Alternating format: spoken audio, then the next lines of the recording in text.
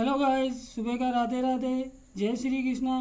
तो गाइस, आज हम आपको बहुत ही अच्छी कथा सुना रहे हैं महाभारत की चतुर सारथी।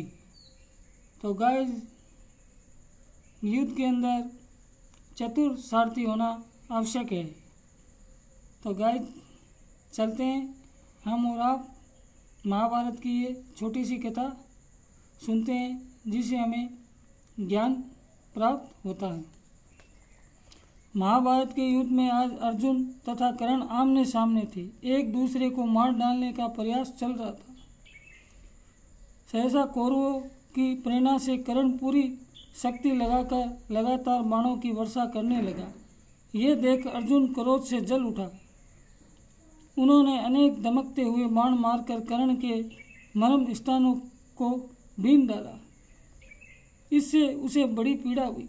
वह विचलित हो उठा, किंतु किसी तरह धैर्य धारण कर रणभूमि में डटा रहा। इतना ही नहीं, दुर्योधन को अपने जिन 2000 कौरवों वीरों पर बड़ा गर्व था, उन्हें भी अर्जुन रथ घोड़े और सारथी सहित मौत के मुख पहुंचा दिया। शेष बचे हुए कौरव वीर भयभीत होकर धनुष से छोड़ा हुआ बाण जहाँ तक न पहुँच सके उतनी दूरी पर जाकर खड़े हो गए। कर्ण अकेला रह गया।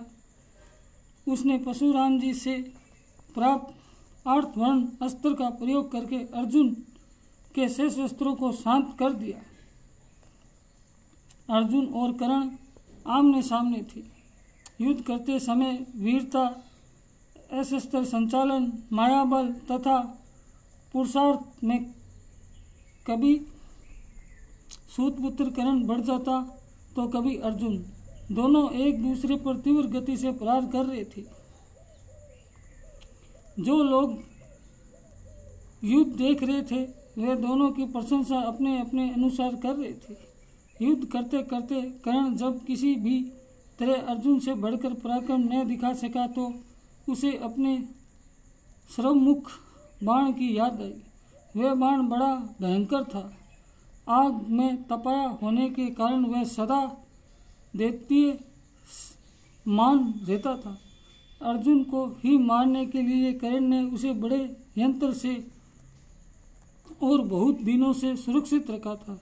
वह नित्य उसकी पूजा करता और सोने के तरकस में चंदन के चूर्ण के अंदर उसे रखता था। उसने सोचा कि अर्जुन इसके बिना विजय पाना कठिन है, इसलिए उसने पूर्ण उत्साह के साथ उसी बाण को धनुष चढ़ाया और अर्जुन की ओर ताक कर निशाना टिका के ठीक किया।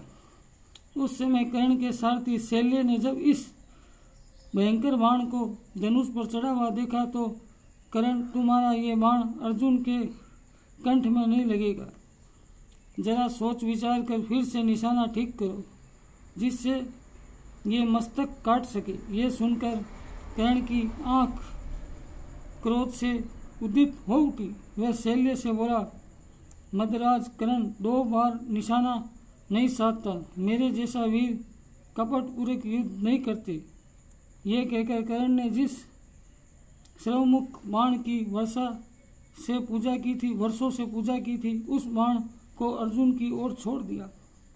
अर्जुन का तिरस्कार करते हुए उच्च स्वर में कहा, अर्जुन, अब तू मारा गया।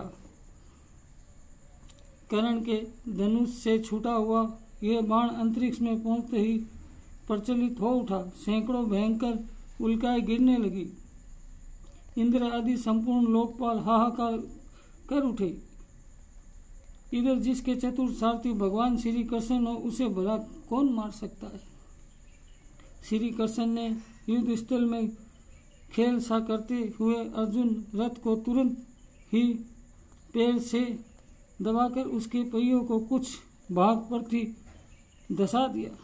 घोड़ों को भी जरा सा झुका दिया। भगवान ये कौशल देखकर आकाश स्थित अप्सराएं, देवता और गंधर्व फूलों की वर्षा करने लगी। कर्ण का छोड़ा हुआ बाण रथ नीचा हो जाने के कारण अर्जुन के कंठ में न लगकर मुकुट में लगा। यही मुकुट था जिससे ब्रह्मा जी ने बड़े प्रयत्न तथा तपस्या से इंद्र के लिए तैयार किया था और इंद्र ने अर्जुन को पहनाया था। यही मुकुट जीवन शिरण होकर जलता हुआ जमीन पर जा गिरा। गिरधधारी अर्जुन साफाधारी हो गए। वे चतुर सारथी चातुर्य से संपूर्ण बाण विफल हो गया।